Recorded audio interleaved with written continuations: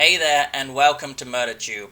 Just so you guys are aware, there will likely only be one video per week for the next few weeks. I'm just about to go on vacation for 2 weeks here. I didn't want to leave it with no videos, so I'm working on some videos to be released on the Wednesdays while I'm gone. However, when I return, I will continue to work on the 2 video per week schedule. I don't know what happened over the past 5 or 6 days of me recording this video. One of my videos in particular got a lot of attention. I think it's at around 13,000 views right now, and of course that led to some of the other videos getting a whole bunch more views and around 400 to 500 subscribers right now. It is absolutely crazy. I have no idea how it happened, but I certainly do appreciate it all. I am very new to all of this, so I am always trying to work on improving the quality of the videos, and I will at some point soon here upgrade the mics and stuff like that as well. If you ever have any constructive criticism, by all means leave them in the comments below, as I want to make these videos as good as they can be for you guys as the viewers. Anyway, with that out of the way, let's get into today's case, which is a violent, brutal attack on a married couple. The interesting part in this case is that one of the victims, even though he had suffered multiple attacks to the head and the brain with an axe, he got up in the morning and continued his morning chores, while practically dead. Our victims in this case are Peter and Joan Porco. They lived in Delmar, New York. Peter was a 52-year-old court clerk, and his wife Joan worked as a speech pathologist for children. They were a kind, friendly couple, and also loving parents to their 2 children. On the 15th of November 2004, Peter was found laying dead on his front lawn. He had suffered 16 axe wounds to the head. His wife Joan was found laying in their blood-soaked bed. She too had numerous axe wounds to her head. The security alarm for the house had been disabled, and the phone line outside of the house had been cut. The attack had happened in the early hours of the morning while the couple were sleeping in their bed. The 16 times that Peter was hit in the head with the axe caused so much damage to his brain that he was no longer able to process higher functions. Things like critical thoughts, reasoning, logical thoughts, conscious thoughts were no longer present. So in the morning he got up and did what he always does. He shaved, he ate breakfast, he loaded the dishwasher, he made and packed his lunch for work, and he went outside to collect the mail. That is where he perished to his injuries. These things were so routine to him that what little was left of his brain kinda put him on autopilot and made him do these things. So while there is major damage to his head and his brain, and he's covered in blood, he shaved in his bathroom mirror, not realizing that anything was wrong. The part of his brain that would have noticed that was no longer there. He was effectively at this point a zombie. Really a walking dead. Even though Joan was attacked in the similar manner as her husband, she actually survived the attack. She had to be placed in a medically induced coma for some time, but she is now out of that and has recovered. However, due to the nature of this attack, she has been left with only one eye, part of her skull, and of course with severe facial disfiguration.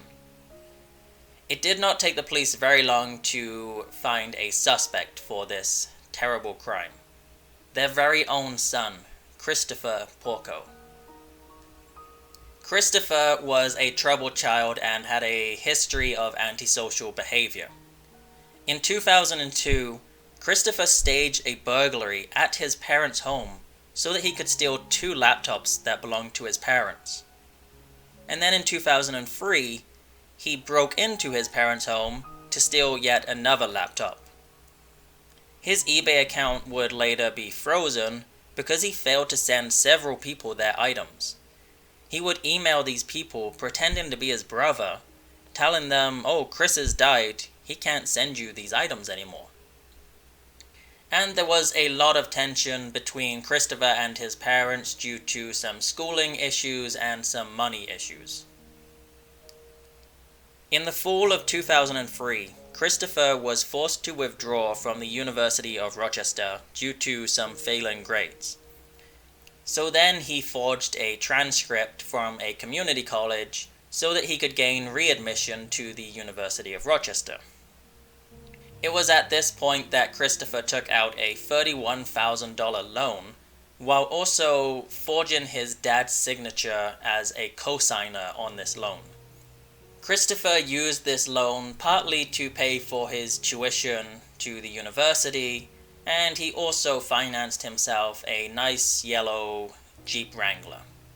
In 2004, the same year that the murder happened, Christopher was on a trip to England when he received an email from his dad. The subject was, "Failing grades, you did it again." And the email said, "You just left and we can't believe our eyes as I look at your interim grade report. You know what they say, 3 strikes and you're out. Explain yourself." So Chris replied with, "But obviously they are incorrect. My lowest grade that I got on anything was a B on a physics test. Don't jump to conclusions, I'm fine." Just 2 weeks before the murder happened, another email from his dad was received. This time, it said, "Did you forge my signature as a co-signer? What the hell are you doing? You should have called me to discuss it. I'm calling Citibank this morning to find out what you have done, and I'm going to tell them I'm not to be on it as a co-signer." And then of course a follow-up email of, "I want you to know that if you abuse my credit again, I will be forced to file forgery affidavits in order to disclaim liability, and that applies to the Citibank college loan if you attempt to reactivate it or use my credit to obtain any other loan." One of the last messages the parents sent to their son was, "We may be disappointed with you, but your mother and I still love you and care about your future." Christopher claimed that he was sleeping in his dorm room 230 miles away when the attack on his parents happened. Prosecution, however, showed evidence that suggested otherwise. University security cameras saw a yellow Jeep Wrangler leaving the university at 10:30 p.m. 2 different toll collectors recall seeing a yellow Jeep as it headed towards Dalmar. A neighbor saw a yellow Jeep in the Porco's driveway in the early morning, and the university security cameras saw the yellow Jeep returning at 8:30 a.m. This would have been within the time frame that the parents were attacked. Defense argued a little bit that there was no blood found in the Jeep or on Chris Porco at all, and there was no fingerprints, so prosecution were stretching at him being a suspect. Prosecution countered that Christopher had worked at a veterinary clinic, so he was skilled in cleaning up blood as he had cleaned up blood from numerous surgeries. He knew how to do it, and that is why there was no traces of blood found inside his Jeep. The security alarm in the family's home had also been deactivated using the family's secret code. They believed that he later cut the phone line in an attempt to make it look like some home invasion or burglary like he had done previously. One of the first detectives on the scene actually had a chance to speak to Joan as the medics were attending to her. She was not able to talk, but she was able to motion yes or no. When the detective asked Joan if a family member had committed this crime, she had motioned yes. When they asked if it was their son Jonathan, she motioned no. And when he asked if it was their son Christopher, she motioned yes. The detective also says that he asked Joan other questions and she was able to answer those correctly, so they have no reason to believe that she was in any kind of delirious or confused state at this point. Since Joan has been in a coma and recovered, She does not remember the attack at all. However, she does claim that her son is innocent. Joan wants the police to search for Peter's real killer or killers so that he can rest in peace and my sons and I can live in safety. The jury did not take very long to come back with a verdict. Guilty of second-degree murder and guilty of attempted second-degree murder. For this, Christopher was sentenced to 50 years on both counts, with a minimum of 50 years being served. The judge stated, "I fear very much that what happened in the early morning hours of November 15 is something that could happen again."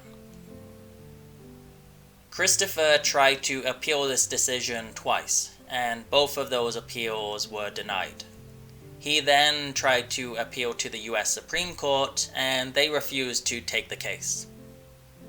Peter and Joan tried to give their children a good life while also ensuring their children would have a good education so that they would have a successful future.